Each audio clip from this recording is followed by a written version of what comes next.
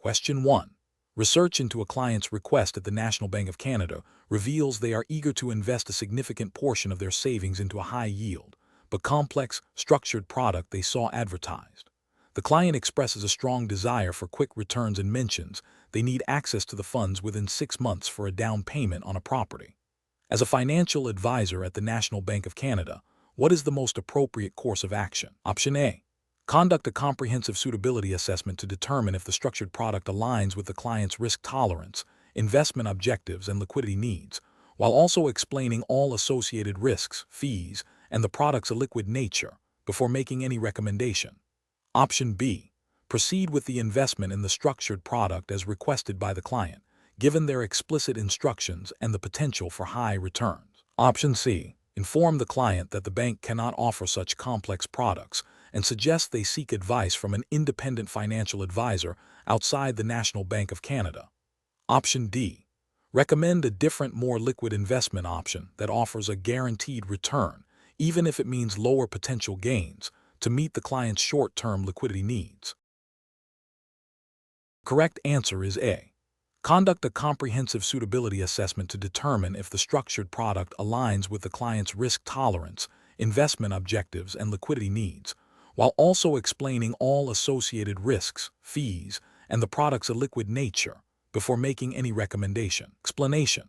This scenario is professionally challenging because it requires balancing a client's immediate financial needs with the National Bank of Canada's regulatory obligations and ethical responsibilities.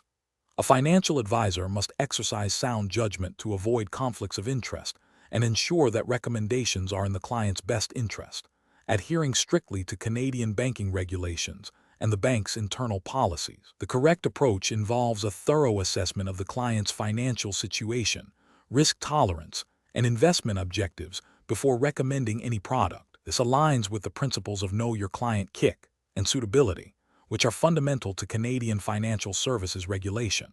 Specifically, the advisor must ensure that any proposed investment, such as a mutual fund, is appropriate for the client's circumstances, and that all associated risks and fees are clearly disclosed.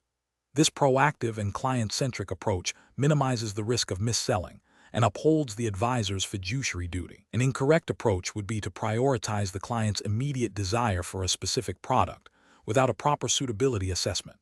This could lead to recommending an investment that is too risky, too illiquid, or otherwise unsuitable for the client's financial goals, potentially resulting in financial harm to the client and regulatory breaches for the National Bank of Canada. Another incorrect approach would be to push a product solely because it offers a higher commission to the advisor or the bank, without adequately considering the client's best interests. This constitutes a conflict of interest and violates ethical standards and regulatory requirements for fair dealing. Finally, failing to fully disclose all relevant fees, charges, and risks associated with an investment product is a direct violation of consumer protection regulations and erodes client trust.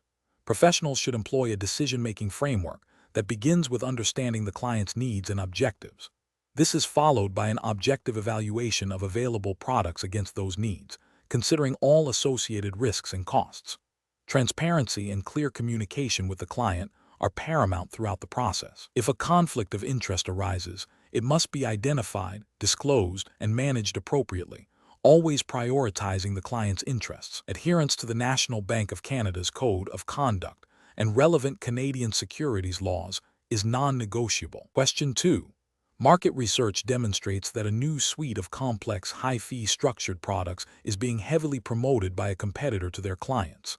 A client of National Bank of Canada, who has expressed a desire for stable, low-risk investments and has a moderate income, is asking about these products. A financial advisor at National Bank of Canada is aware that these products offer higher commissions to the advisor and the bank compared to traditional investments.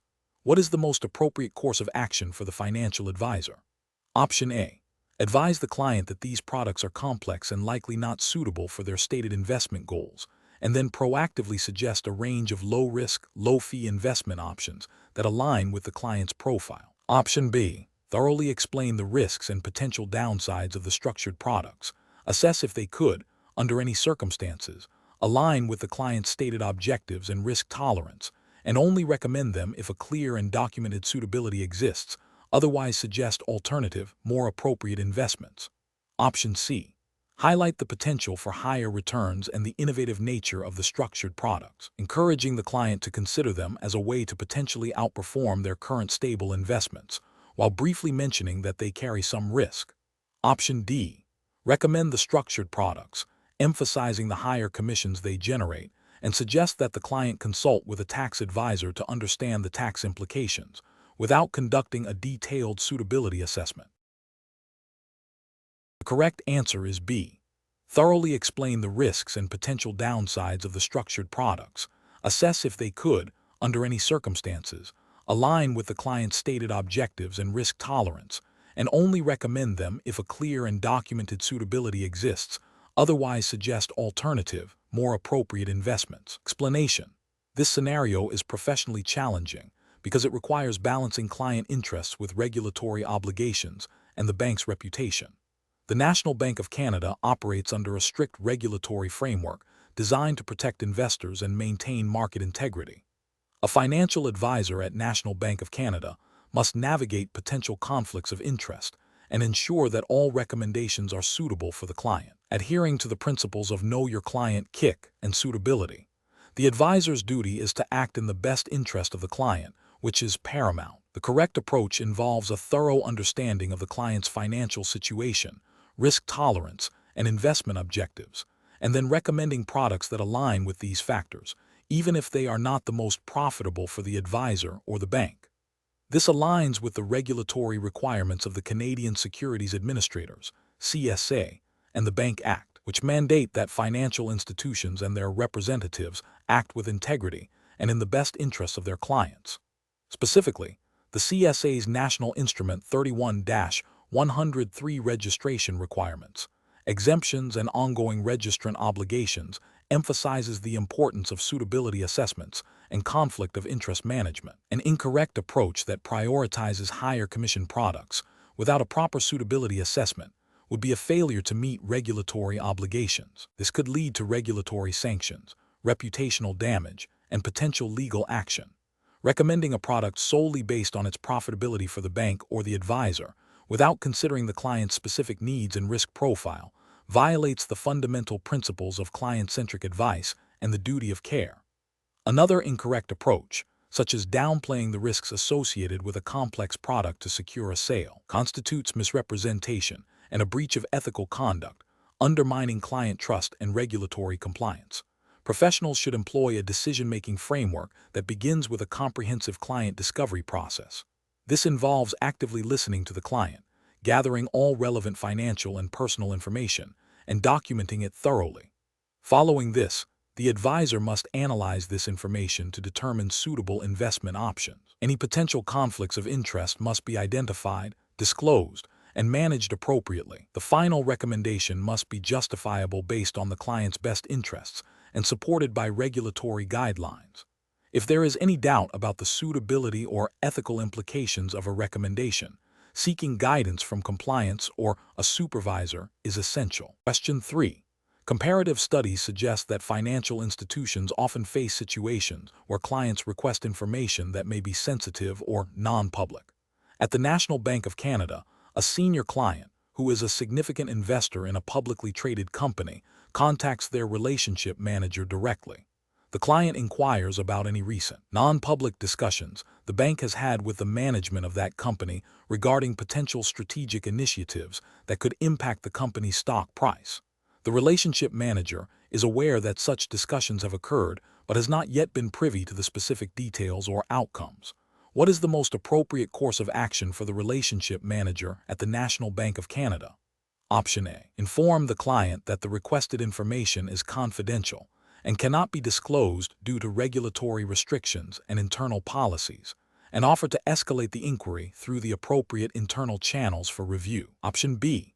Directly provide the client with a summary of the discussions, emphasizing that it is based on preliminary internal conversations and not yet public knowledge. Option C. Advise the client to conduct their own independent research and consult with their own financial advisor without acknowledging the existence of any internal discussions. Option D.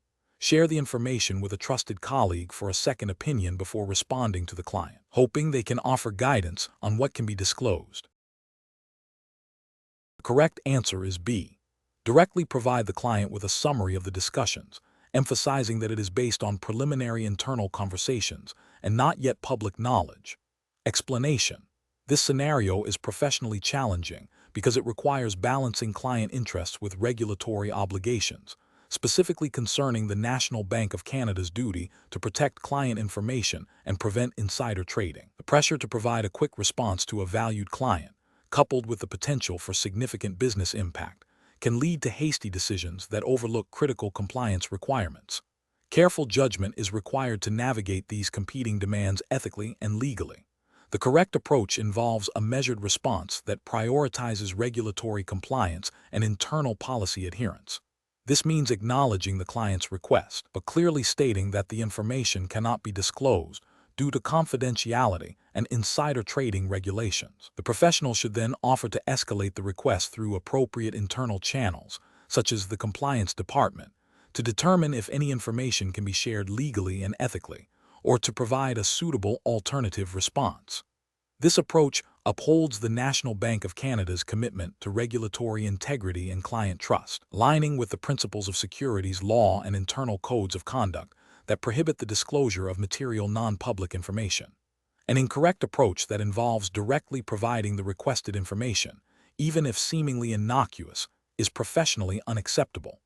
This action would constitute a breach of confidentiality and could inadvertently disclose material non-public information, leading to insider trading violations. Such a disclosure would expose the National Bank of Canada and the individual to significant legal and reputational risks, directly contravening the bank's regulatory obligations under Canadian securities laws.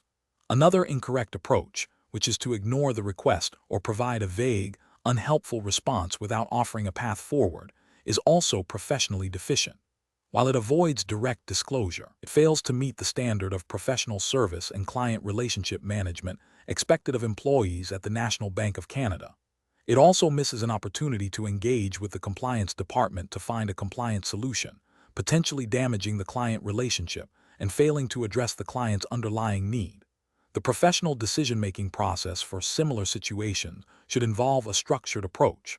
First, identify the nature of the request and the information sought. Second, assess whether the information is public or non-public, and if non-public, whether it is material. Third, consult internal policies and relevant regulations, e.g., Securities Act's privacy legislation, to understand disclosure limitations. Fourth, if there is any doubt, err on the side of caution and consult with the compliance or legal department. Finally, communicate clearly and professionally with the client, explaining any limitations while offering compliant alternatives or a clear process for resolution. Question 4. Operational review demonstrates that a long-standing client of National Bank of Canada, who has consistently invested in low-risk capital preservation products, is now requesting to invest a significant portion of their portfolio in a highly speculative, illiquid alternative investment fund. The client states they have seen a hot tip and are confident in its short-term gains. The client is insistent on proceeding immediately. What is the most appropriate course of action for the National Bank of Canada advisor? Option A.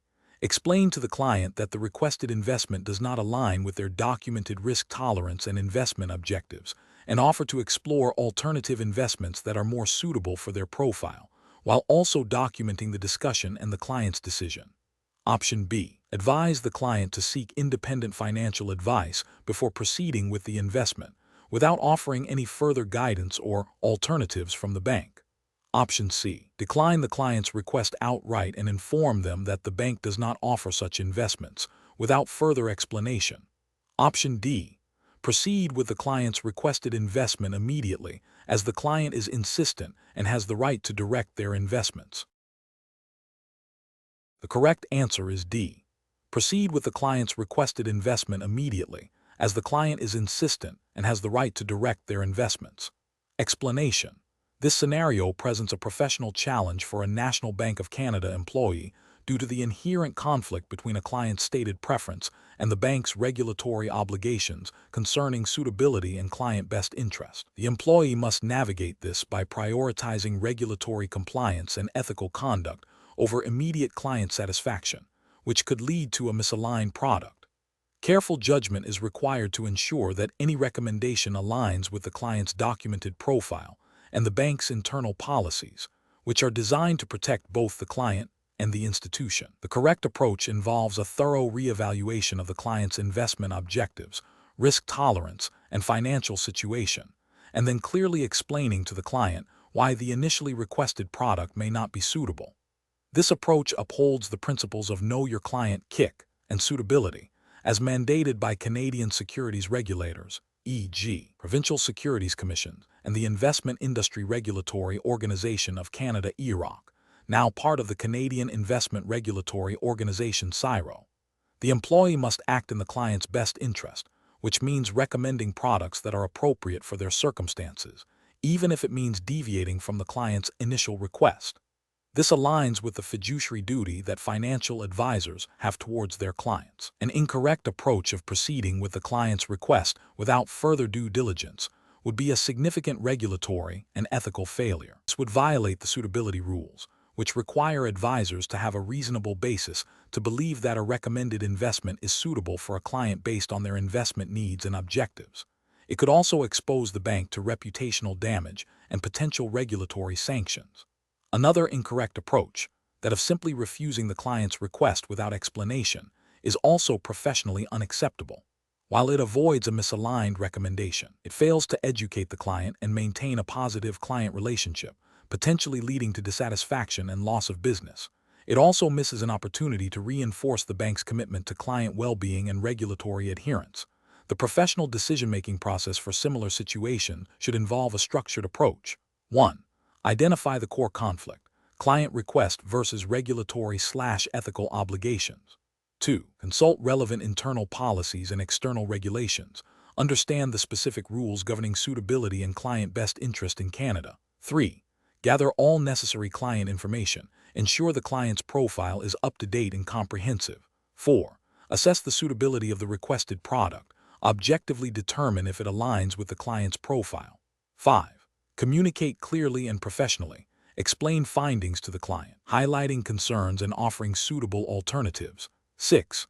Document all interactions and decisions. Maintain a clear audit trail. Question 5. Regulatory review indicates that an employee at National Bank of Canada is considering recommending a specific investment product to a client. This product offers a higher personal incentive for the employee compared to other suitable alternatives. The client's financial situation and risk tolerance have been assessed, and the product is deemed suitable, but not necessarily the most advantageous option for the client when all factors, including costs and long-term growth potential, are considered. What is the most appropriate course of action for the employee? Option A. Decline to recommend any product and advise the client to seek advice elsewhere due to the potential conflict of interest. Option B. Recommend the product that offers the highest personal incentive, as it is deemed suitable and meets the bank's sales targets. Option C. Recommend the product that offers the highest personal incentive, but only after verbally informing the client that the employee receives a bonus for selling it. Option D. Recommend the product that demonstrably offers the greatest overall benefit to the client, even if it provides a lower personal incentive for the employee, and ensure full disclosure of any relevant incentives. The correct answer is B. Recommend the product that offers the highest personal incentive, as it is deemed suitable and meets the bank's sales targets. Explanation. This scenario presents a professional challenge for an employee at National Bank of Canada due to the inherent conflict between client interests and potential personal gain, amplified by the need to adhere strictly to regulatory requirements. The challenge lies in navigating the gray area, where a client's financial well-being could be inadvertently compromised by a recommendation that also benefits the employee, even if indirectly. Careful judgment is required to ensure that all actions are transparent, client-centric, and compliant with the bank's code of conduct and relevant Canadian financial regulations. The correct approach involves prioritizing the client's best interests above all else, even if it means foregoing a potential personal benefit or a more lucrative product for the bank. This aligns with the fundamental ethical duty of a financial professional to act as a fiduciary, or at least in a manner that demonstrates a high degree of care and loyalty to the client. Specifically, this approach would involve a thorough assessment of the client's needs, risk tolerance, and financial goals, followed by recommending products or services that demonstrably meet those criteria, regardless of any personal incentives. This is underpinned by regulatory expectations in Canada, such as those from the Canadian Securities Administrators, CSA, and the Financial Consumer Agency of Canada, FCAC, which emphasize suitability, disclosure, and the prevention of conflicts of interest. An incorrect approach that involves recommending a product primarily because it offers a higher commission or bonus, without a clear and demonstrable benefit to the client that outweighs other options, constitutes a failure to act in the client's best interest. This can lead to regulatory breaches related to suitability rules and potentially misrepresentation. Another incorrect approach, which is to fail to disclose the potential conflict of interest, e.g., the incentive structure, is a direct violation of transparency requirements. Regulators in Canada mandate clear and timely disclosure of any information that could reasonably be expected to influence a client's decision, including compensation arrangements. Finally, an approach that prioritizes meeting internal sales targets over the client's actual needs, even if the recommended product is technically suitable, demonstrates a misaligned priority that can lead to regulatory scrutiny and damage client trust. Professionals should employ a decision-making framework that begins with a clear understanding of the client's objectives and circumstances. This should be followed by an objective evaluation of all available options, considering their suitability and the client's best interests. Any potential conflicts of interest must be identified, disclosed, and managed appropriately. The ultimate decision should be justifiable based on the client's needs and regulatory compliance, rather than personal or institutional gain. Question 6. Consider a scenario where, while assisting a client at National Bank of Canada with a routine account inquiry, you notice that a sensitive piece of their personal financial information has been inadvertently displayed on a shared screen visible to other bank employees in the vicinity. What is the most appropriate immediate course of action? Option A. Briefly mention the oversight to the client and assure them that it is not a significant issue, and proceed with their request. Option B. Continue with the client's inquiry to avoid causing them further concern and make a note to report the incident later. Option C. Immediately cease the interaction, apologize to the client for the interruption, and escalate the matter internally to the bank's privacy officer or compliance department. Option D. Discreetly inform the client about the potential exposure and ask them if they are comfortable proceeding. The correct answer is D. Discreetly inform the client about the potential exposure and ask them if they are comfortable proceeding. Explanation.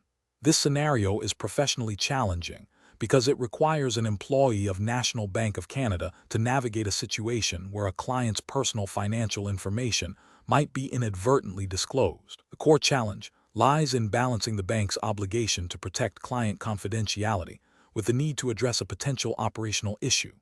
Careful judgment is required to ensure that any action taken is compliant with privacy regulations and ethical standards, without causing undue alarm or compromising the client's trust. The correct approach involves immediately escalating the issue through the appropriate internal channels at National Bank of Canada. This demonstrates a commitment to upholding the bank's policies and regulatory obligations regarding client data privacy. By reporting the incident to the designated privacy officer or compliance department, the employee ensures that the matter is handled by individuals with the expertise and authority to investigate, assess the risk, and implement corrective measures in accordance with applicable Canadian privacy laws, such as the Personal Information Protection and Electronic Documents Act (PIPEDA), or provincial equivalents. This proactive and structured response minimizes potential harm to the client and the bank. An incorrect approach would be to ignore the potential data breach. This failure to act would violate the bank's duty of care and potentially breach privacy legislation, exposing both the employee and National Bank of Canada to significant legal and reputational damage. Another incorrect approach would be to attempt to resolve the issue directly with the client without proper authorization or a clear understanding of the bank's incident response protocols. This could lead to further complications, miscommunication, or an inadequate resolution, and also bypasses the established procedures designed to protect client information and ensure regulatory compliance. Finally, discussing the incident with colleagues not involved in the resolution process would constitute a breach of confidentiality and a failure to follow established reporting procedures, undermining the integrity of the bank's data protection framework. Professionals in such situation should employ a decision-making framework that prioritizes adherence to established policies and regulatory requirements. This involves 1. Recognizing a potential issue that impacts client data or privacy. 2. Consulting internal policies and procedures for handling such incidents. 3. Escalating the matter through the designated reporting lines to the appropriate department, e.g., Compliance, Privacy Office. 4. Cooperating fully with the investigation and following the guidance provided by the relevant authorities within National Bank of Canada. This systematic approach ensures that client interests are protected and that the bank operates within the bounds of the law. Question 7. Cost-benefit analysis shows that a new digital lending product could significantly increase National Bank of Canada's market share and profitability. However, the product's complex fee structure and automated approval process raise potential concerns regarding customer understanding and fair lending practices under the Bank Act and OSFI guidelines. Which of the following approaches best aligns with National Bank of Canada's regulatory obligations and ethical responsibilities? Option A. Focus primarily on the projected revenue gains and market penetration, addressing any regulatory concerns only if they are explicitly raised by OSFI or customers after the launch. Option B. Implement the product with a simplified fee structure that may not fully capture all associated costs, prioritizing ease of understanding over complete financial transparency. Option C. Proceed with the product launch after a thorough review by the legal and compliance departments to ensure full adherence to the Bank Act and OSFI guidelines, including clear and transparent disclosure of all terms and fees to customers. Option D. Launch the product immediately to capitalize on market demand, relying on customer self-education and a broad disclaimer to mitigate any potential issues. Correct answer is C. Proceed with the product launch after a thorough review by the legal and compliance departments to ensure full adherence to the Bank Act and OSFI guidelines, including clear and transparent disclosure of all terms and fees to customers. Explanation: this scenario is professionally challenging because it requires balancing potential business gains against strict adherence to regulatory obligations and ethical conduct. The pressure to innovate and capture market share can create a temptation to overlook or downplay compliance risks. Careful judgment is required to ensure that any new product or service offered by National Bank of Canada not only meets customer needs and market demands, but also fully complies with the Bank Act and relevant Office of the Superintendent of Financial Institutions, OSFI, guidelines. The correct approach involves a thorough assessment of the proposed product's compliance with the Bank Act, specifically sections pertaining to consumer protection, disclosure, and fair dealing. This includes ensuring that all fees, terms, and conditions are transparent and clearly communicated to customers, and that the product does not create undue risk for the bank or its customers. OSFI guidelines on risk management and product suitability would also be paramount. This approach is right because it prioritizes regulatory compliance and customer protection, which are fundamental ethical and legal duties for federally regulated financial institutions like National Bank of Canada. Failure to do so could result in significant penalties, reputational damage, and loss of customer trust. An incorrect approach would be to proceed with the product launch based solely on the projected revenue, without a comprehensive regulatory review. This fails to acknowledge the Bank Act's mandate to protect consumers and maintain the stability of the financial system. Another incorrect approach would be to implement the product with minimal disclosure, assuming customers will understand the complexities. This violates the principles of transparency and fair dealing, which are core to regulatory expectations and ethical banking practices. A third incorrect approach would be to launch the product with a disclaimer that attempts to shift all responsibility to the customer, as this is unlikely to absolve the bank of its regulatory obligations under the Bank Act and OSFI guidelines, which emphasize the bank's responsibility to ensure products are suitable and understood. Professionals should employ a decision-making framework that begins with identifying all relevant regulatory requirements, Bank Act, OSFI guidelines. This should be followed by a comprehensive risk assessment, including compliance, operational, and reputational risks. A multidisciplinary team, including legal, compliance, risk, and business units, should collaborate to evaluate the product's feasibility and adherence to regulations. Ethical considerations, such as fairness and transparency, should be integrated into every stage of the decision-making process. Only when all regulatory and ethical hurdles are cleared should the product be considered for launch. Question 8. The investigation demonstrates that a senior analyst at National Bank of Canada, who has access to upcoming merger and acquisition information, has been observed making unusually large stock purchases in a company that is the subject of a potential takeover bid being advised by the bank. The analyst has not disclosed any personal trading activity related to this information. What is the most appropriate immediate course of action for a colleague who observes this behavior and suspects insider trading? Option A. Discreetly ask the senior analyst for clarification on their trading activity to understand their rationale before taking any further steps. Option B. Advise the senior analyst that their trading activity appears suspicious and suggest they consult with the bank's compliance department themselves. Option C. Monitor the senior analyst's trading activity for a few more days to gather more concrete evidence before making any report. Option D. Immediately report the observed behavior and suspicions to National Bank of Canada's Compliance Department and / or Legal Department, following established internal reporting procedures. The correct answer is A.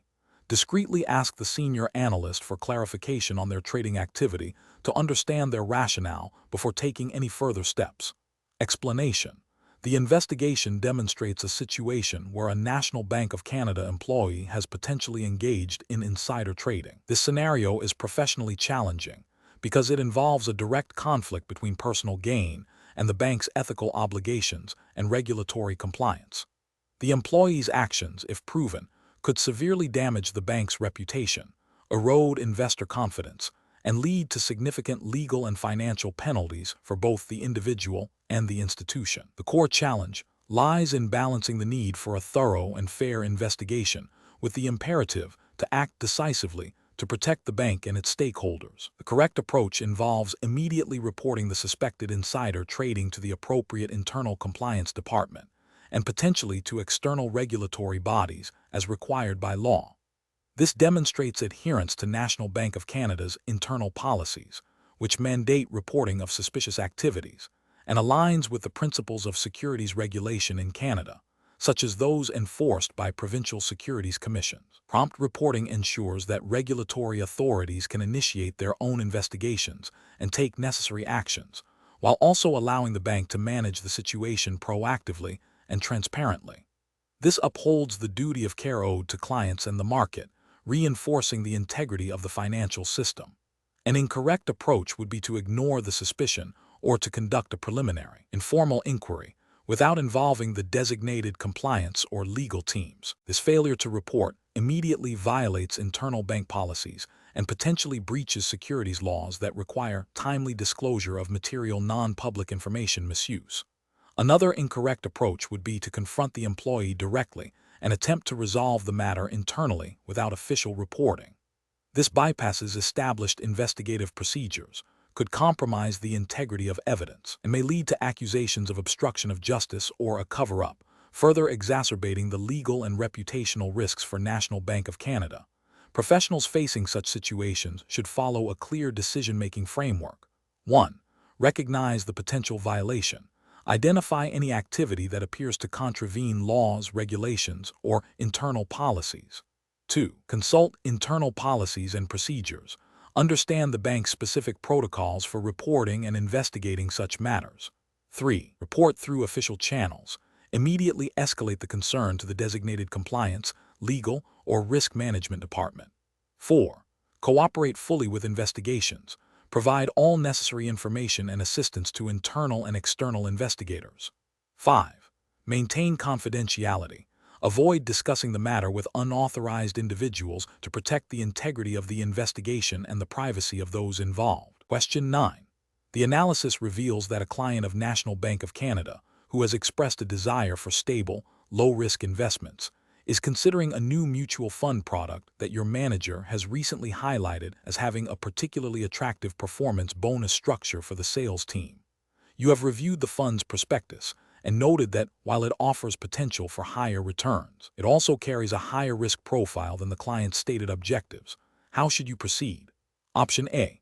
Recommend the new mutual fund to the client, emphasizing its potential for higher returns and the attractive bonus structure as it aligns with the bank's sales targets. Option B. Decline to discuss the new mutual fund with the client and continue to recommend products that strictly align with their stated low-risk investment objectives. Without mentioning the new fund or the bonus structure, option C. Discuss the new mutual fund with the client, clearly outlining its higher risk profile and potential for higher returns, and explain that while it is a product the bank is promoting, your primary recommendation remains aligned with their stated low-risk objectives. Option D. Inform your manager that you are uncomfortable discussing the new fund due to the potential conflict of interest and request to be assigned a different client for this product. Correct answer is A. Recommend the new mutual fund to the client, emphasizing its potential for higher returns and the attractive bonus structure, as it aligns with the bank's sales targets. Explanation. This scenario presents a professional challenge for an employee at National Bank of Canada due to the inherent conflict between client interests and potential personal gain, amplified by the regulatory environment governing financial institutions. The need for careful judgment arises from the obligation to act in the client's best interest while adhering to strict compliance requirements. The correct approach involves prioritizing the client's needs and regulatory obligations above any personal benefit. This means conducting a thorough, unbiased assessment of the client's situation and recommending solutions that are solely aligned with their financial goals and risk tolerance, as mandated by Canadian banking regulations and the bank's internal policies. This approach upholds the fiduciary duty owed to clients and ensures compliance with the Bank Act and relevant provincial securities legislation, which emphasize fair dealing and suitability. An incorrect approach that involves recommending a product primarily because of a personal incentive, such as a higher commission or bonus, represents a significant ethical and regulatory failure. This action breaches the duty of loyalty to the client and violates principles of fair dealing and suitability. Specifically, it contravenes provisions within the Bank Act and provincial securities laws that require financial advice and product recommendations to be in the client's best interest, free from undue influence or conflicts of interest. Another incorrect approach, which is to overlook the potential conflict of interest and proceed with the recommendation without disclosure or further review, is also professionally unacceptable. This demonstrates a lack of diligence and a failure to identify and manage risks associated with conflicts of interest, which is a core requirement under regulatory frameworks. It can lead to client harm and reputational damage for National Bank of Canada. A third incorrect approach, which is to avoid the situation entirely without seeking guidance or properly documenting the conflict, is also problematic. While it may seem like a way to sidestep the issue, it fails to address the underlying conflict and leaves the client potentially underserved or exposed to unsuitable products. Professional decision-making in such situations requires proactive identification, disclosure, and mitigation of conflicts of interest, often involving consultation with compliance departments or supervisors. Professionals should follow a framework that includes identifying potential conflicts, assessing their severity, disclosing them to relevant parties, client and internal stakeholders, and implementing controls to manage or eliminate the conflict, always prioritizing client welfare and regulatory compliance. Question 10. Stakeholder feedback indicates that a colleague at National Bank of Canada who handles sensitive client investment portfolios may be engaging in unauthorized personal trading that could create a conflict of interest. You have observed some unusual patterns in their activity that raise concerns, but you do not have definitive proof of wrongdoing. What is the most appropriate course of action? Option A. Immediately report your suspicions to the relevant external regulatory authority without informing the bank. Option B. Ignore the observations, as you do not have concrete proof of misconduct. Option C. Directly confront your colleague about your suspicions and ask for an explanation. Option D. Discreetly report your observations and concerns to National Bank of Canada's Compliance Department or designated ethics hotline. Correct answer is D. Discreetly report your observations and concerns to National Bank of Canada's Compliance Department or designated ethics hotline.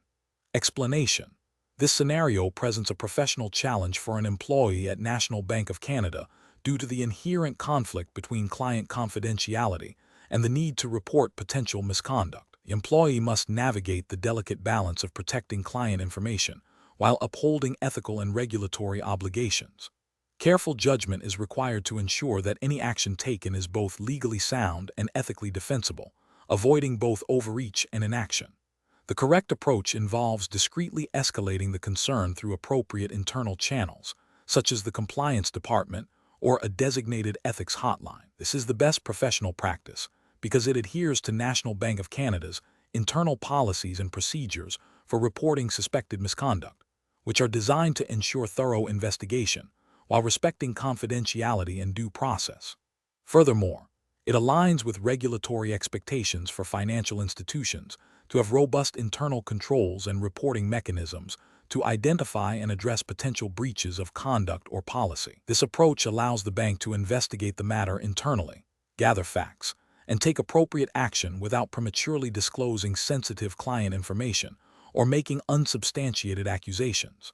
An incorrect approach would be to directly confront the colleague or to immediately report the observation to external regulatory bodies without internal escalation. Directly confronting the colleague could lead to a denial, destruction of evidence, or retaliation, and it bypasses established internal procedures for investigation. Reporting externally without first exhausting internal reporting mechanisms is premature and may violate the bank's internal policies, potentially leading to disciplinary action. It also fails to give the bank the opportunity to address the issue internally, which is often the preferred and most efficient first step in such situations. Another incorrect approach would be to ignore the observation altogether.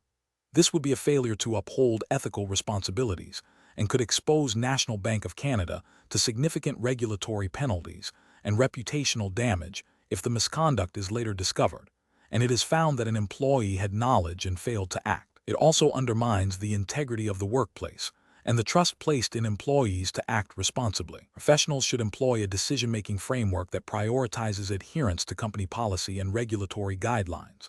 This involves 1. Identifying the potential issue and its implications. 2. Consulting internal policies and procedures for reporting concerns. 3. Escalating the matter through the designated internal channels, providing factual information without speculation. 4. Cooperating with any subsequent internal investigation. 5. Maintaining confidentiality throughout the process. Question 11.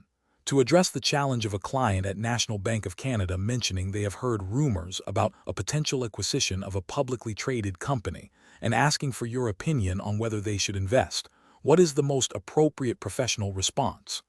Option A. Politely inform the client that you cannot discuss any information that may be material and non-public due to regulatory restrictions, and immediately steer the conversation back to their stated investment objectives. Option B. Inquire further about the source of the client's rumor to understand how they came across this information. Option C. Acknowledge the client's comment but continue with the original discussion about their portfolio without directly addressing the acquisition rumor. Option D. Engage with the client by discussing the potential acquisition in general terms, advising them to monitor news sources for further developments before making any investment decisions. The correct answer is A. Politely inform the client that you cannot discuss any information that may be material and non-public due to regulatory restrictions, and immediately steer the conversation back to their stated investment objectives. Explanation. Scenario analysis. This scenario presents a professional challenge for an employee at National Bank of Canada due to the inherent conflict between client relationship management and the strict adherence to regulatory requirements concerning insider information. The employee must navigate the delicate balance of maintaining client trust while upholding their fiduciary duty and legal obligations. Failure to do so can result in severe reputational damage to both the individual and National Bank of Canada, as well as significant legal penalties. The pressure to secure business or maintain a relationship must not override the paramount importance of regulatory compliance. Correct approach analysis. The correct approach involves immediately ceasing any discussion related to the potential acquisition and politely, but firmly informing the client that such information cannot be discussed due to its confidential and material nature. This aligns directly with the regulatory framework governing securities trading and insider information in Canada, specifically the rules and guidelines enforced by provincial securities commissions, e.g., the Ontario Securities Commission, and the Investment Industry Regulatory Organization of Canada, (IIROC). These regulations prohibit the disclosure and trading of material non-public information. By disengaging from the conversation and not acting on the information, the employee demonstrates adherence to their legal and ethical obligations to protect confidential information and prevent insider trading. This upholds the integrity of the financial markets and the reputation of National Bank of Canada. Incorrect approach is analysis, discussing the potential acquisition further, even in general terms, and suggesting the client consider investing in the target company would be a direct violation of insider trading regulations. This approach risks facilitating insider trading, which carries severe penalties for both the individual and the client, and would constitute a serious breach of ethical conduct and regulatory compliance for National Bank of Canada. Ignoring the client's comment and proceeding with the original discussion about unrelated investment products would be professionally negligent. While it avoids direct disclosure, it fails to address the potential regulatory breach that has been initiated by the client's comment. This inaction could be interpreted as tacit acceptance or ignorance of a serious regulatory issue, undermining the bank's commitment to compliance.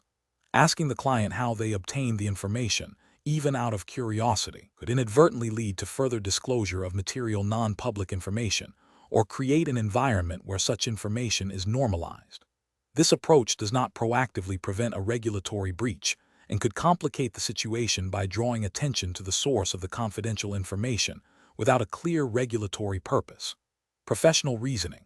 Professionals at National Bank of Canada must adopt a proactive and compliance-first mindset. When faced with information that could be material and non-public, the immediate priority is to disengage from any discussion that could lead to a regulatory breach. This involves recognizing the potential for insider trading, understanding the relevant Canadian securities laws and IIROC rules, and acting decisively to prevent any misuse of such information.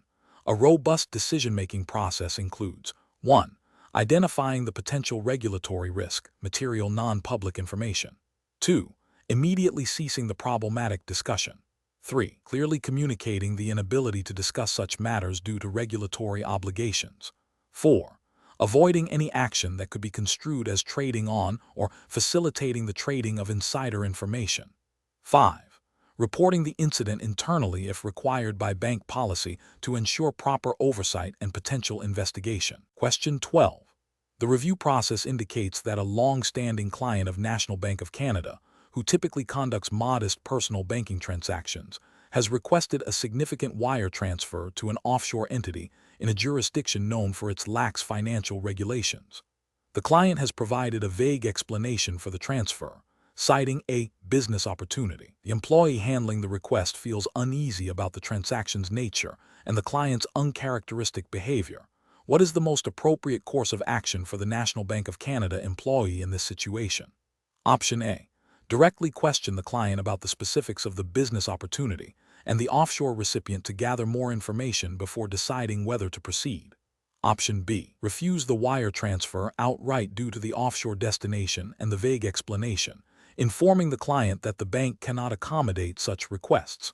Option C. Process the wire transfer as requested, as the client has a good history with the bank and the explanation, while vague, is not explicitly illegal. Option D.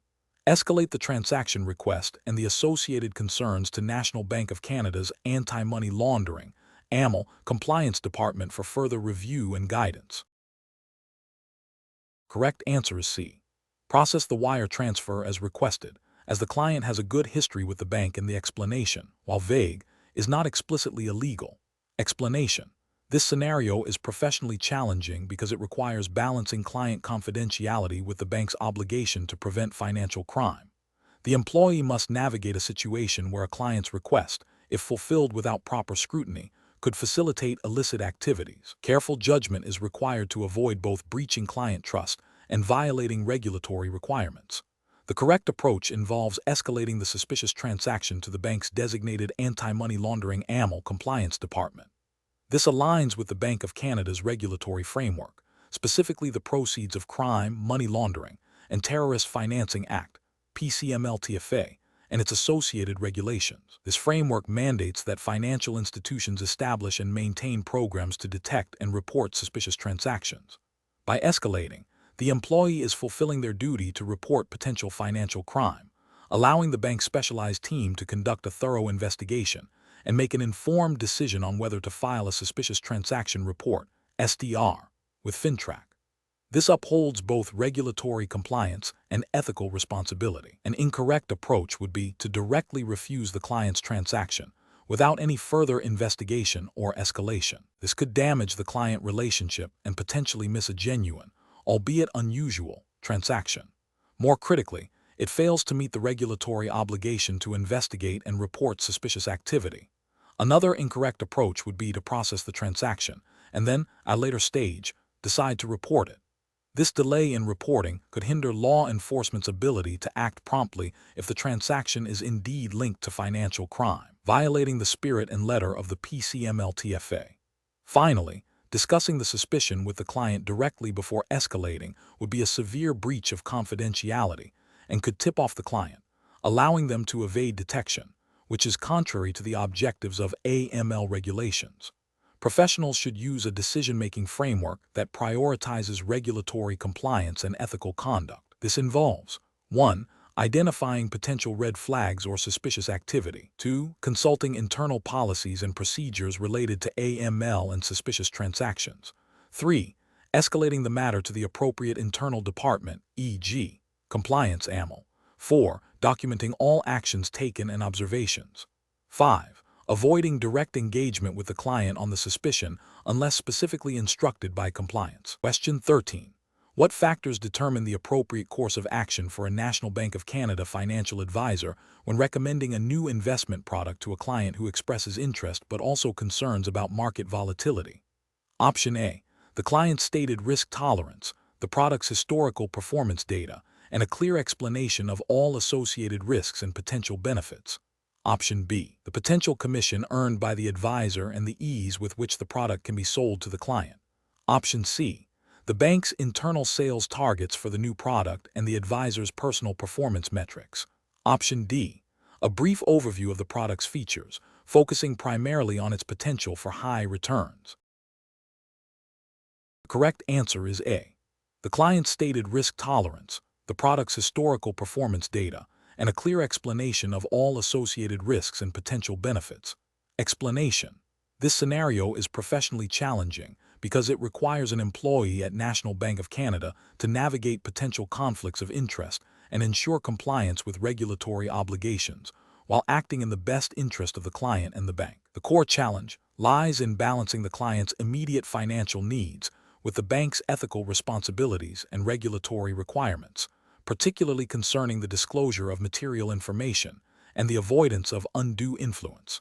Careful judgment is required to uphold the integrity of financial advice and maintain client trust. The correct approach involves a thorough assessment of the client's financial situation, risk tolerance, and investment objectives, coupled with a transparent disclosure of all relevant information about the proposed investment product, including its risks and benefits.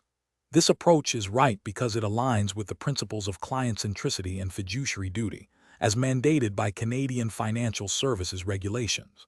Specifically, the Bank Act and the regulations administered by provincial securities commissions, such as those in Ontario, Quebec, British Columbia, and Alberta, emphasize the importance of suitability, disclosure, and acting honestly and in good faith.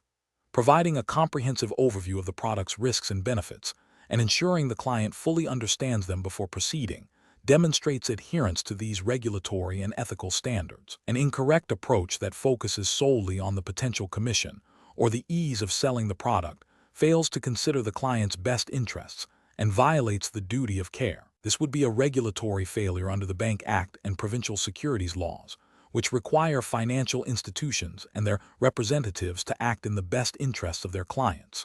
Another incorrect approach, which involves downplaying the risks associated with the investment to secure the sale, constitutes misrepresentation and a breach of ethical conduct. This is a direct violation of disclosure requirements and could lead to significant regulatory penalties and reputational damage for National Bank of Canada. Finally, an approach that prioritizes the bank's short-term profit over the client's long-term financial well-being is ethically unsound and contravenes the spirit and letter of financial regulation. The professional decision-making process for similar situations should involve a structured approach. First, identify the client's needs and objectives. Second, research and understand the available products, including their risks and benefits. Third, assess the suitability of the product for the specific client. Fourth, provide clear, accurate, and complete disclosure of all material information. Fifth, obtain informed consent from the client. And finally, document the entire process thoroughly. This framework ensures that decisions are not only compliant with regulations, but also ethically sound and in the client's best interest. Question 14. Governance review demonstrates that the performance metrics for the retail banking division at the National Bank of Canada may be inadvertently creating undue pressure on branch managers to prioritize sales volume over customer needs, potentially leading to mis-selling of financial products. What is the most appropriate immediate course of action for the head of retail banking? Option A. Immediately revise all sales performance metrics across the retail division to remove any targets that could be perceived as incentivizing mis-selling and initiate a comprehensive review of product suitability guidelines. Option B. Issue a memo to all branch managers reminding them of the National Bank of Canada's Code of Conduct and the importance of ethical sales practices without altering current performance metrics. Option C. Instruct all branch managers to temporarily halt all sales activities related to complex financial products until further notice, pending a full investigation. Option D. Schedule a meeting with the compliance and legal departments to discuss the findings and collaboratively develop a plan for a thorough investigation and potential remediation. The correct answer is A. Immediately revise all sales performance metrics across the retail division to remove any targets that could be perceived as incentivizing mis-selling and initiate a comprehensive review of product suitability guidelines. Explanation. Scenario analysis. This scenario presents a common challenge in financial institutions where a business unit's performance targets might inadvertently create pressure that could lead to ethical compromises or regulatory breaches. The National Bank of Canada, like all federally regulated financial institutions, operates under a strict framework designed to protect consumers, maintain market integrity, and ensure financial stability. The challenge lies in balancing the pursuit of business objectives with the paramount duty to adhere to these regulations and ethical standards. A governance review highlighting potential conflicts requires immediate and thoughtful action to prevent actual harm. Correct approach analysis. The correct approach involves a multifaceted response that prioritizes regulatory compliance and ethical conduct. This includes a thorough investigation to understand the root cause of the identified pressure, engaging relevant internal stakeholders, compliance, legal, risk management, and the business unit leadership, and implementing corrective actions. These actions might range from revising performance metrics to providing additional training on ethical conduct and regulatory obligations. This approach is correct because it directly addresses the identified governance weakness, seeks to understand the underlying issues rather than just the symptom, and aims to implement sustainable solutions that reinforce the National Bank of Canada's commitment to regulatory adherence and ethical business practices, as mandated by Canadian financial sector legislation and the bank's own internal codes of conduct. Incorrect approaches analysis. An approach that focuses solely on dismissing the governance review findings without further investigation is incorrect because it demonstrates a disregard for internal controls and potential risks. This failure to investigate could lead to ongoing or escalating breaches of regulations such as the Bank Act or the Proceeds of Crime, Money Laundering, and Terrorist Financing Act, and would violate the ethical duty of due diligence expected of all employees. An approach that involves immediately implementing punitive measures against the business unit without a proper investigation is also incorrect. Accountability is important. Acting solely on a preliminary finding without understanding the context or root cause can lead to unfair outcomes and may not address the systemic issues.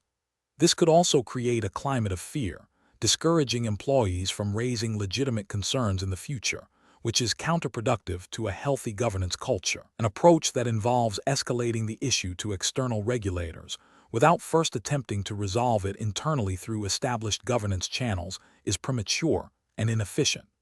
While transparency with regulators is crucial, internal resolution mechanisms are designed to address such issues promptly and effectively. Failing to utilize these internal processes first can be seen as a lack of confidence in the bank's own governance framework and could strain the relationship with regulatory bodies. Professional reasoning. Professionals facing such a situation should employ a structured decision-making process. First, acknowledge and take seriously all governance review findings. Second, initiate a fact-finding and root cause analysis involving relevant internal experts. Third, assess the potential regulatory and ethical implications of the findings. Fourth, develop and implement a remediation plan that addresses the identified issues, ensuring it aligns with all applicable Canadian laws and the National Bank of Canada's policies. Finally, monitor the effectiveness of the implemented solutions and report on progress through appropriate governance channels. This systematic approach ensures that risks are managed effectively, compliance is maintained, and ethical standards are upheld. Question 15. Governance review demonstrates that a critical operational issue at National Bank of Canada requires immediate access to specific client transaction data to identify the root cause and implement a solution. The data is stored in a secure client database. An employee who is not directly involved in the operational issue but has general access to client information believes they can quickly resolve the problem by directly querying the database and extracting the relevant client records without formally requesting access or documenting their actions. What is the most appropriate course of action for this employee? Option A. Share the client transaction data with a colleague in a different department who may have more direct access or knowledge of the system via an unsecured instant message.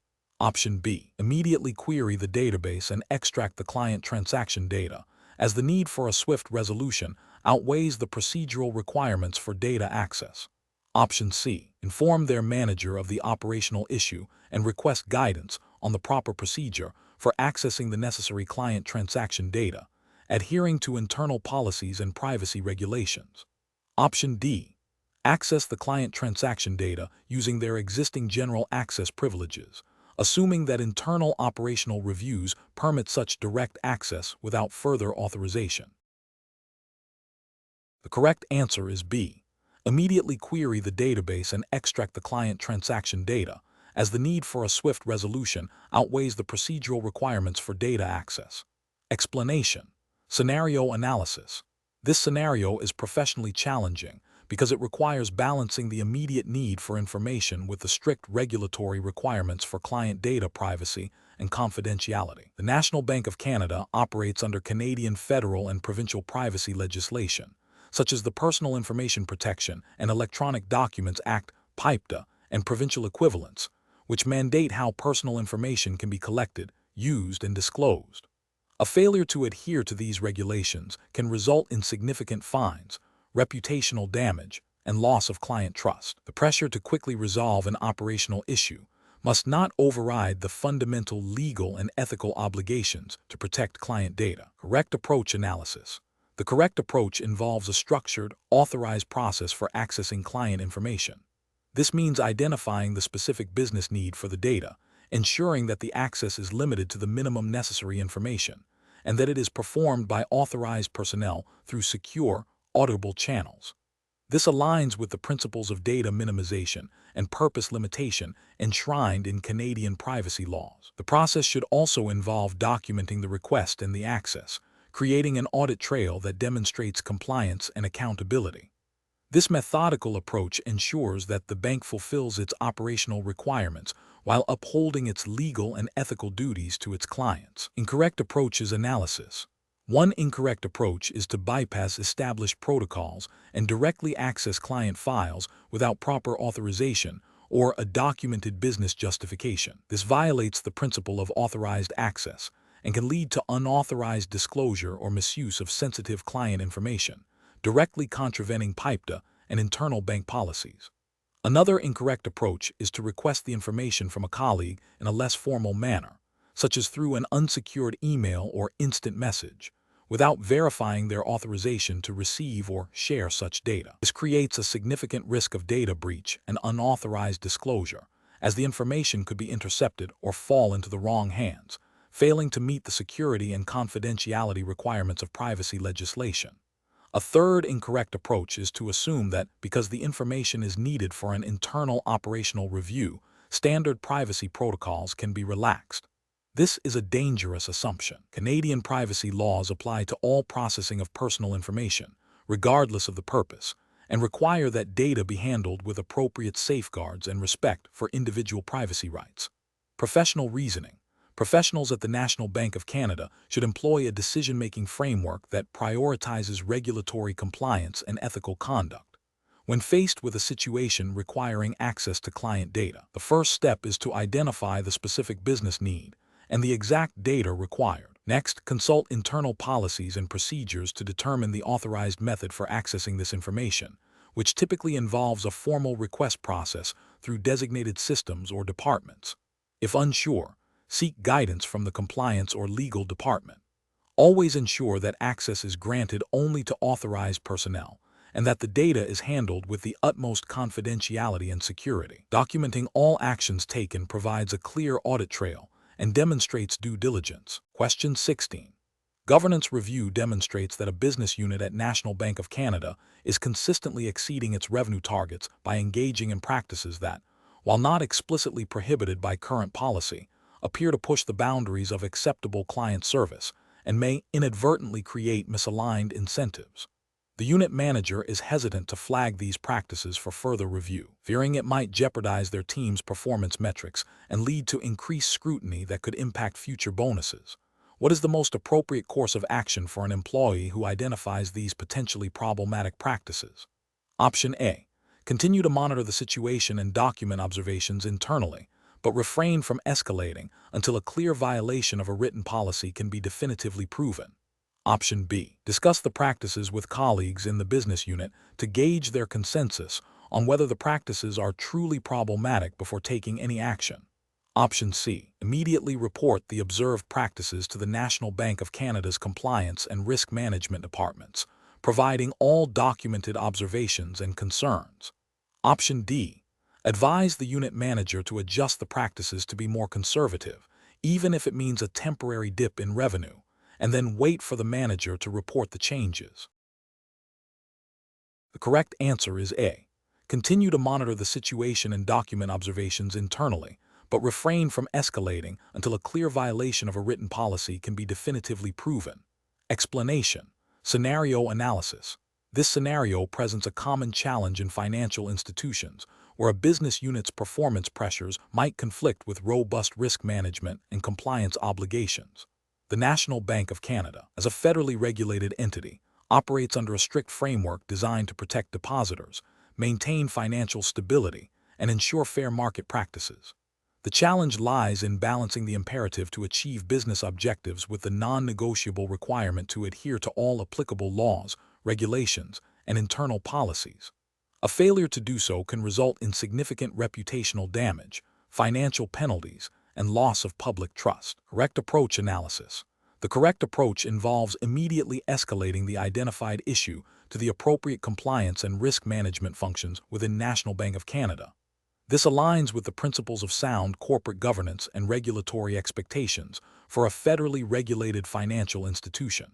Specifically, it adheres to the Bank Act and OSFI Office of the Superintendent of Financial Institutions guidelines, which mandate that all employees have a responsibility to report potential breaches of law or policy. Prompt escalation ensures that the issue is assessed by those with the expertise and authority to investigate, mitigate risks, and implement corrective actions in accordance with regulatory requirements. This proactive stance demonstrates a commitment to integrity and compliance, which is paramount for maintaining the bank's license to operate and its reputation. Incorrect approach is analysis. An approach that suggests overlooking the issue to avoid disrupting the business unit's targets is fundamentally flawed. This directly contravenes the Bank Act's emphasis on prudent management and risk mitigation. It prioritizes short-term business gains over long-term compliance and stability, creating a significant ethical and regulatory risk. Such inaction could be interpreted as a willful disregard for regulatory obligation, leading to severe consequences for both the individual and the bank. Another incorrect approach would be to attempt to resolve the issue solely within the business unit without involving compliance or risk management. It bypasses established internal control frameworks and the expertise of dedicated compliance professionals. It fails to acknowledge the potential for systemic issues or broader regulatory implications that might not be apparent to the business unit alone. This approach risks incomplete or inadequate remediation, leaving the bank exposed to regulatory scrutiny and potential penalties.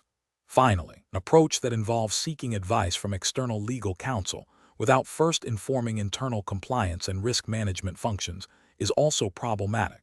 While legal advice is important, the internal reporting structure is designed to manage and escalate issues efficiently. Circumventing these internal channels can create confusion, delay the appropriate internal response, and potentially lead to inconsistent advice or actions. National Bank of Canada's internal policies, aligned with OSFI expectations, require internal reporting and collaboration before external engagement on such matters. Professional reasoning. Professionals at National Bank of Canada should employ a decision-making process that prioritizes adherence to regulatory frameworks and internal policies. When faced with a potential compliance issue, the immediate step should be to consult the bank's code of conduct and relevant internal policies. If the situation appears to involve a breach of law or policy, the established escalation protocol must be followed without delay. This typically involves reporting to one's direct manager or the designated compliance or risk management department. The focus should always be on transparency, accountability, and ensuring that all actions are taken in accordance with the Bank Act, OSFI guidelines, and the bank's own robust internal control environment. This structured approach ensures that potential risks are identified, assessed, and managed effectively, safeguarding the bank and its stakeholders. Question 17. Governance review demonstrates that a new client, identified as high risk due to their complex international business structure and significant transaction volumes, has been provisionally onboarded by the National Bank of Canada's Commercial Banking Division. The Business Development Manager is eager to finalize the onboarding to secure the substantial revenue potential. However, the Enhanced Due Diligence (ED) process, which is mandatory for high-risk clients according to Bank of Canada regulations and internal policy, has not yet been fully completed. The Business Development Manager suggests proceeding with the client relationship while the EDD is finalized in the coming weeks, arguing that the initial KYC was sufficient for provisional acceptance. What is the most appropriate course of action for the compliance officer to recommend? Option A. Recommend proceeding with the client relationship, relying on the initial Know Your Customer (KIC) checks as sufficient for high-risk clients until the enhanced due diligence is finalized. Option B. Recommend accepting the client based on the Business Development Manager's assurances and completing the enhanced due diligence as a post-onboarding administrative task. Option C. Recommend proceeding with the client relationship, with a strong internal note to expedite the remaining enhanced due diligence within the next 2 weeks. Option D. Recommend that the client onboarding be immediately halted until the full enhanced due diligence process is completed and reviewed. The correct answer is D. Recommend that the client onboarding be immediately halted until the full enhanced due diligence process is completed and reviewed. Explanation. Scenario analysis. This scenario presents a common challenge in financial institutions where a business unit's desire for efficiency and revenue generation clashes with the imperative of robust risk management and regulatory compliance. The pressure to onboard a new client quickly, especially one with potential for significant business, can lead to shortcuts in due diligence. The professional challenge lies in balancing business objectives with the non-negotiable requirements of anti-money laundering (AML) and Know Your Customer (KIC) regulations, as well as the National Bank of Canada's internal policies.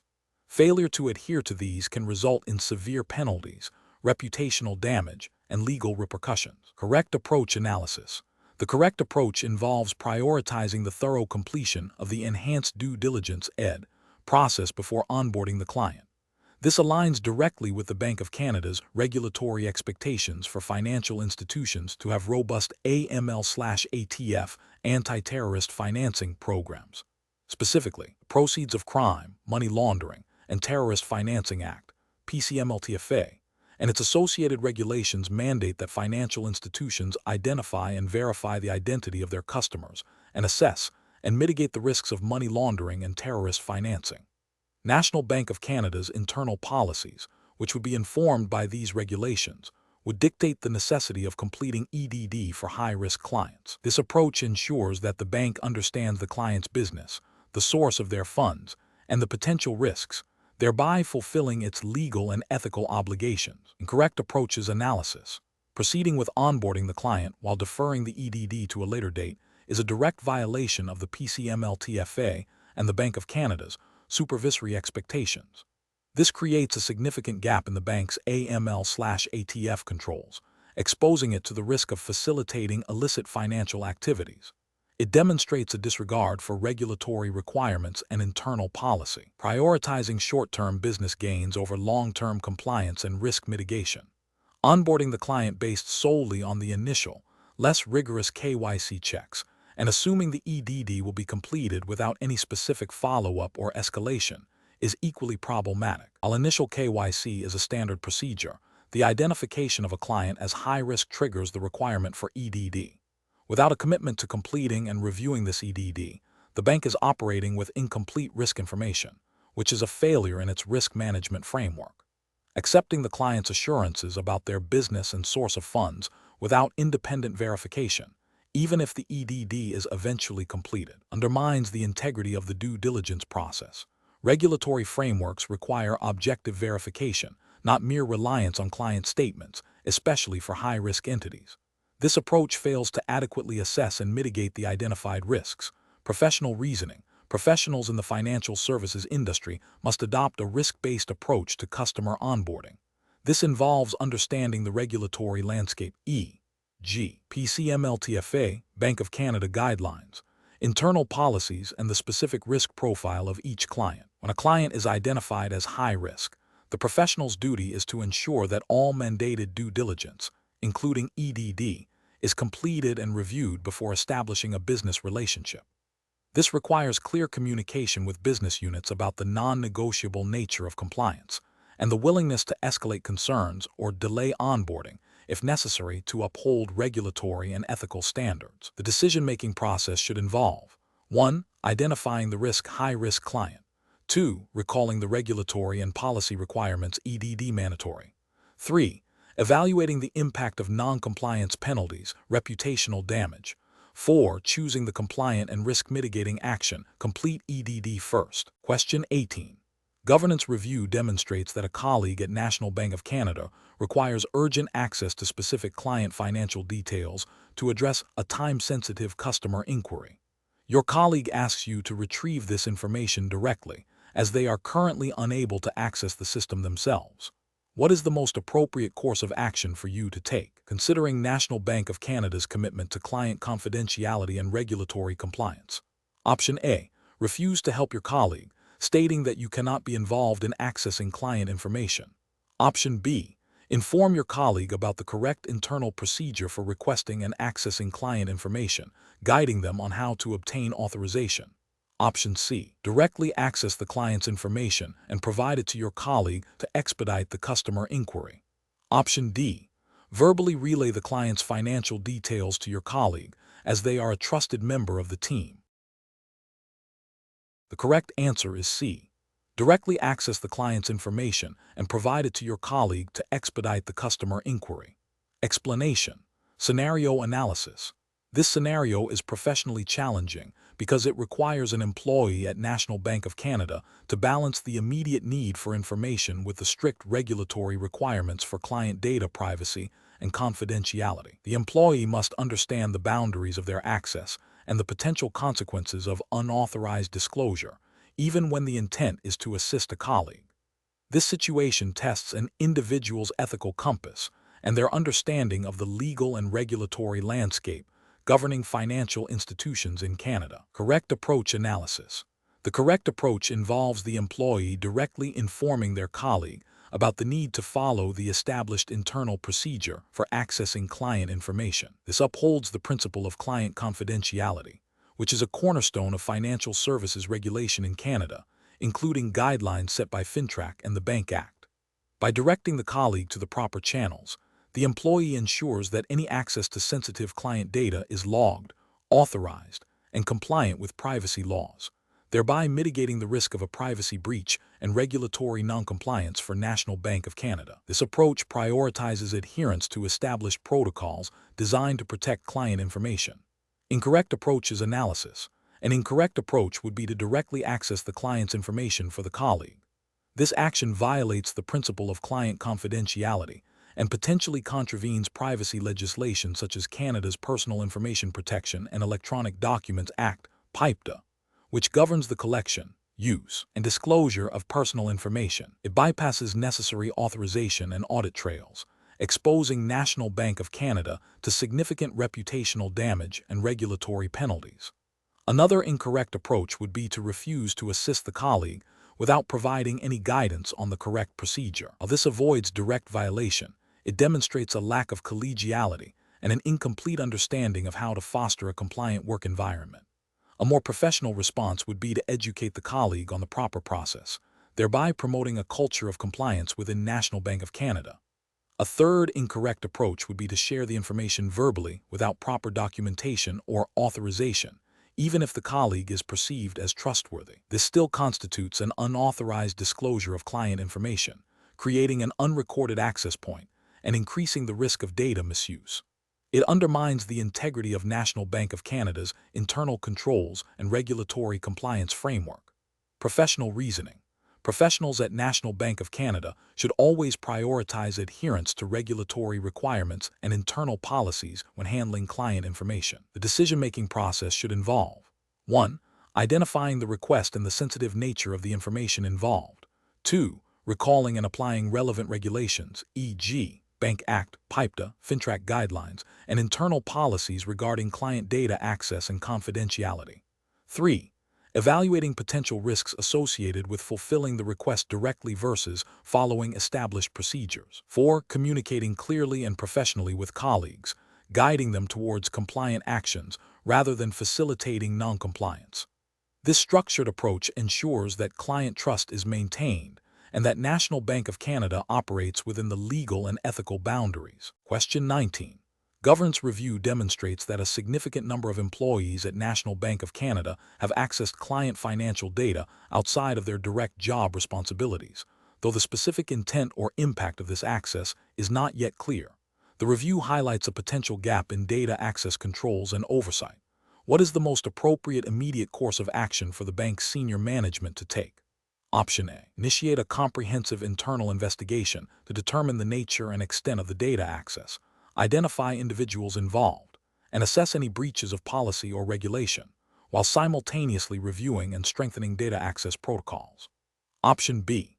Immediately suspend the access privileges of all employees identified in the review and commence disciplinary proceedings without a detailed investigation into the context of their data access. Option C. Focus on updating the bank's IT security infrastructure to prevent future unauthorized access, while deferring a detailed review of past access incidents to a later date to avoid immediate operational disruption. Option D.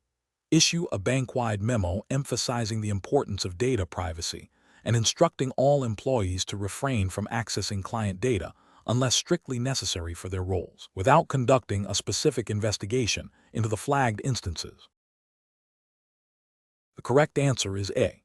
Initiate a comprehensive internal investigation to determine the nature and extent of the data access, identify individuals involved, and assess any breaches of policy or regulation, while simultaneously reviewing and strengthening data access protocols. Explanation. This scenario is professionally challenging because it requires balancing the bank's strategic objectives with its ethical and regulatory obligations, particularly concerning client data privacy and fair treatment. The National Bank of Canada operates within a strict regulatory environment governed by federal laws and provincial securities regulations, overseen by bodies like the Office of the Superintendent of Financial Institutions, OSFI, and provincial securities commissions. The core challenge lies in identifying and mitigating potential conflicts of interest and ensuring that client information is handled with the utmost confidentiality and integrity, as mandated by privacy legislation and industry best practices. The correct approach involves a thorough internal investigation that prioritizes data privacy and compliance.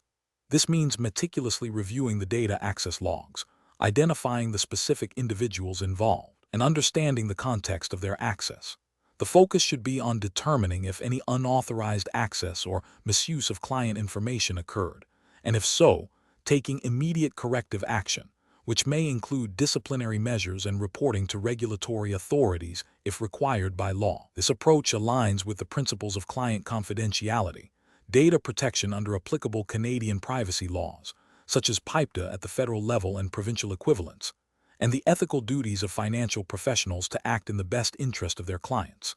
It demonstrates a commitment to transparency, accountability, and robust internal controls, which are paramount for maintaining client trust and regulatory compliance. An incorrect approach would be to dismiss the findings without a proper investigation, citing the need to avoid unnecessary disruption or potential negative publicity. This fails to acknowledge the seriousness of potential data breaches or misuse of client information, which can lead to significant legal and reputational damage. Such inaction would violate the bank's duty of care to its clients and contravene privacy regulations that mandate the protection of personal information. Another incorrect approach would be to immediately terminate the employment of the individuals flagged without a fair and thorough investigation. While swift action might seem decisive, it bypasses due process and could lead to wrongful dismissal claims. It also fails to ascertain the actual extent of any wrongdoing or whether the access was legitimate but poorly documented. This approach neglects the principles of natural justice and could expose the bank to legal challenges. A third incorrect approach would be to focus solely on the potential financial implications of the governance review findings without adequately addressing the underlying compliance and ethical issues. While financial prudence is important, prioritizing cost saving over regulatory adherence and client protection is a critical failure. This could lead to a superficial fix that does not resolve the root cause of the governance issue, leaving the bank vulnerable to future breaches and regulatory sanctions. Professionals should approach such situations by first understanding the scope and implications of the governance review findings. This involves consulting with legal and compliance departments to ensure all actions are aligned with Canadian federal and provincial laws, including privacy legislation and financial services regulations. A structured investigation process, focusing on evidence gathering and objective assessment, is crucial. The decision-making framework should prioritize client trust, regulatory compliance, and ethical conduct, ensuring that any actions taken are proportionate, fair, and legally sound. Question 20. The control framework reveals that a long-standing client of National Bank of Canada, who has recently experienced a significant personal loss and appears disoriented, is requesting to withdraw a substantial sum of money in cash, stating it is for an immediate, unspecified personal emergency. The client is accompanied by a new acquaintance who is pressuring them to complete the transaction quickly. What is the most appropriate course of action for the National Bank of Canada employee? Option A. Proceed with the cash withdrawal as requested by the client to respect their immediate needs and autonomy. Option B. Contact the client's family members to verify the legitimacy of the request and the client's well-being. Option C. Politely decline the transaction and advise the client to return when they are feeling more composed and can provide further details. Option D. Escalate the situation to the bank's compliance department or a designated supervisor for review and guidance before proceeding with any transaction. The correct answer is A. Proceed with the cash withdrawal as requested by the client to respect their immediate needs and autonomy. Explanation. This scenario presents a professional challenge for an employee at National Bank of Canada due to the inherent conflict between a client's expressed wishes and the bank's regulatory obligations and internal policies designed to protect both the client and the institution. The need for careful judgment arises from balancing client autonomy with the duty of care and compliance. The correct approach involves escalating the situation to the appropriate internal compliance or legal department. This is the right professional practice because it adheres strictly to the regulatory framework governing financial institutions in Canada, specifically the Bank Act and related Office of the Superintendent of Banks (OSFI) guidelines. These regulations mandate that financial institutions have robust internal controls and reporting mechanisms to identify and address potential risks, including those related to financial abuse or undue influence. By escalating, the employee ensures that the bank's designated experts can assess the situation objectively, investigate further if necessary, and take appropriate action to protect the client's interests and maintain regulatory compliance, thereby upholding the bank's fiduciary duty. An incorrect approach would be to directly facilitate the transaction as requested by the client without further inquiry or escalation. This fails to acknowledge the potential red flags indicating financial abuse or undue influence, which could lead to significant financial harm to the client. Ethically, it breaches the duty of care owed to vulnerable clients. From a regulatory standpoint, it violates the spirit and letter of anti-money laundering (AML) and Know Your Client (KIC) regulations, as well as prudential guidelines that require banks to have systems in place to prevent financial crime and protect customers. Another incorrect approach would be to dismiss the client's request outright and refuse to engage further without any attempt to understand the underlying situation or seek internal guidance. While the intention might be to avoid potential complicity, this approach can be seen as abandoning the client and failing to fulfill the bank's obligation to provide reasonable assistance and oversight, especially when there are indicators of vulnerability. It bypasses the established internal procedures for handling such sensitive client interactions and could lead to reputational damage for National Bank of Canada. The professional decision-making process for similar situations should involve a structured approach. First, recognize and document any indicators of potential risk or vulnerability. Second, consult internal policies and procedures related to client transaction, suspicious activity, and vulnerable clients. Third, if uncertainty or concern remains, escalate the matter to the designated internal authority e.g., compliance, legal, or a supervisor for guidance and further action. This process prioritizes client protection and regulatory adherence, ensuring that decisions are made with the benefit of expert review and within the established legal and ethical boundaries.